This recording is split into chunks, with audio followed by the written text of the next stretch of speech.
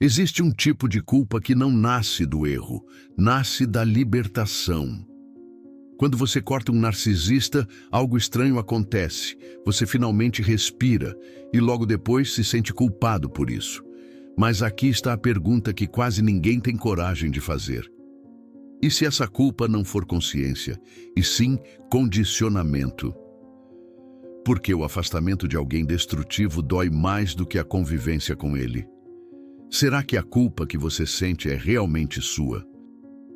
Fique até o final, porque hoje você vai entender por que cortar não é crueldade, é lucidez.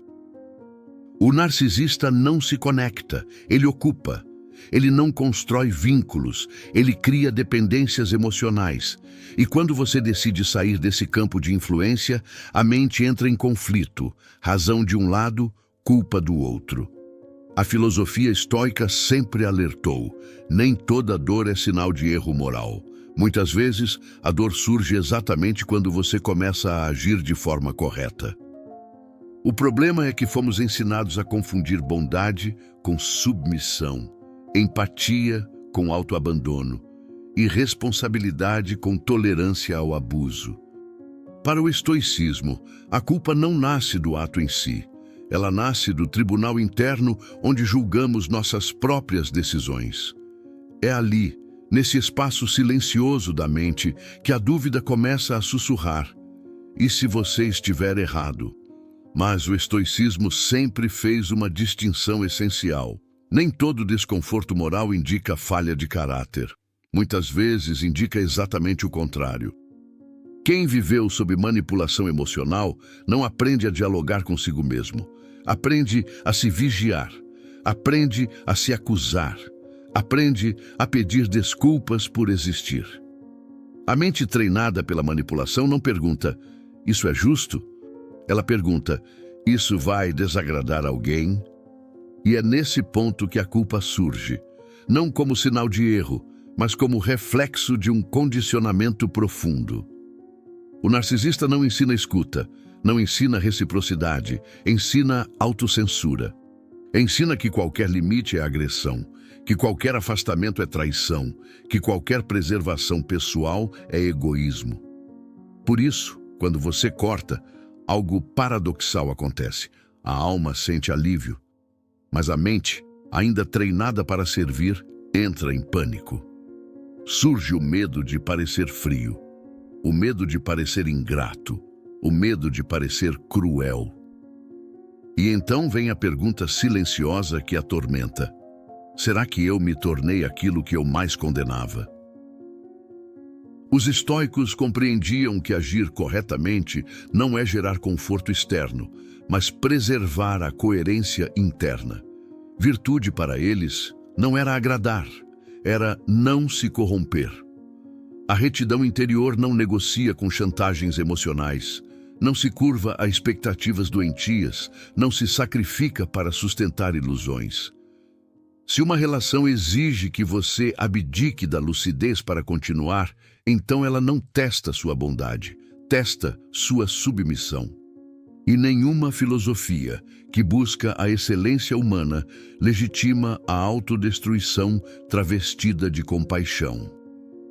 A culpa, nesse contexto, não é consciência moral elevada.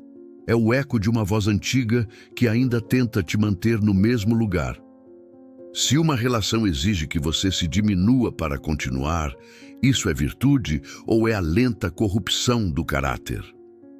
E mais importante ainda, quem você precisa trair para que essa relação sobreviva? Um dos equívocos mais profundos da mente moderna é confundir compaixão com permanência. Acreditou-se que sentir pelo outro implica ficar, suportar, tolerar, insistir, mesmo quando tudo dentro de você começa a se fragmentar. Mas o estoicismo jamais ensinou esse tipo de entrega cega.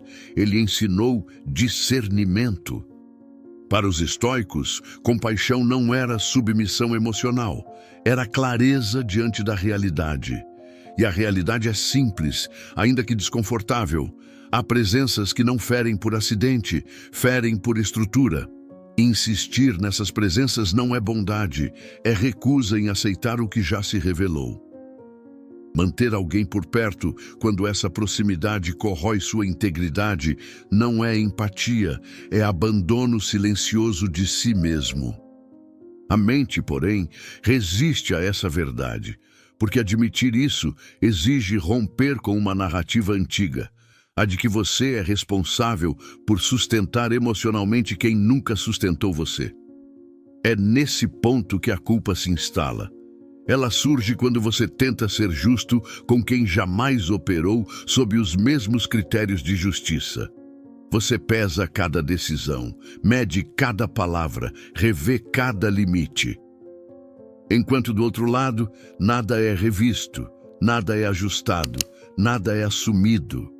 O estoicismo chamaria isso pelo nome correto: desequilíbrio moral. Virtude não é suportar o que degrada. Virtude é agir de acordo com o que preserva o caráter. A compaixão verdadeira não exige que você se torne menor para que o outro se sinta maior. Ela não pede que você silencie a própria lucidez para manter a paz aparente. Porque paz, que depende da sua anulação, não é paz. É um acordo injusto com o sofrimento. Nenhuma filosofia séria exige que você permaneça onde sua dignidade é lentamente corroída. E o estoicismo foi claro sobre isso. Agir bem não significa permanecer onde o bem se torna impossível. Quando você chama isso de compaixão, está sendo realmente gentil com o outro ou apenas adiando o momento de ser honesto consigo? E até quando a sua integridade pode esperar para que alguém não se sinta contrariado? A culpa como sintoma, não como veredito. Os estoicos não tratavam emoções perturbadoras como juízes finais. Eles as viam como sinais. Um sinal não condena.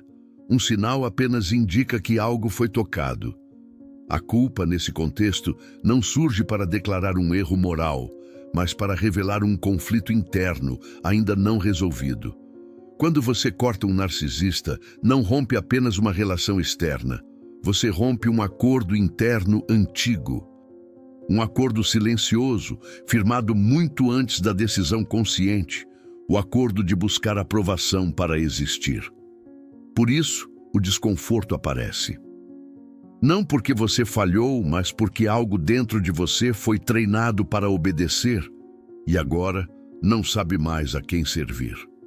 A mente habituada à validação externa interpreta a autonomia como ameaça. Ela reage com culpa, assim como um sistema reage quando suas estruturas são questionadas. Cortar um narcisista desorganiza um mecanismo interno inteiro, o mecanismo de agradar para ser aceito, de ceder para evitar conflito, de suportar para não ser rejeitado. E tudo o que desorganiza um sistema antigo produz instabilidade.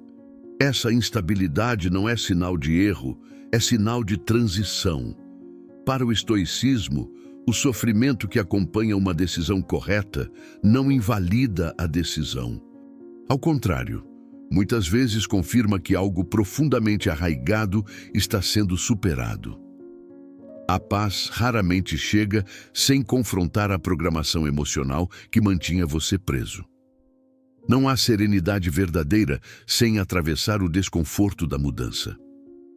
A culpa, nesse momento, não está dizendo volte.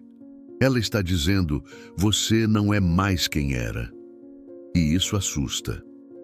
Porque mudar exige abandonar identidades construídas para sobreviver em ambientes distorcidos. O estoicismo nunca prometeu conforto imediato, prometeu liberdade interior. E liberdade quase sempre começa com um período de silêncio desconfortável, onde a velha obediência ainda tenta se fazer ouvir. A culpa não é uma sentença contra você. É o último reflexo de um sistema que perdeu o controle. Ela não exige retorno, ela anuncia transformação. Para o estoicismo, há momentos em que o afastamento não é fuga, é preservação do caráter. Você não corta por ódio, Você corta porque permanecer seria trair a si mesmo.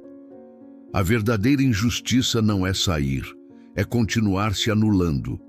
Se você continuar nessa relação, quem você deixará de ser?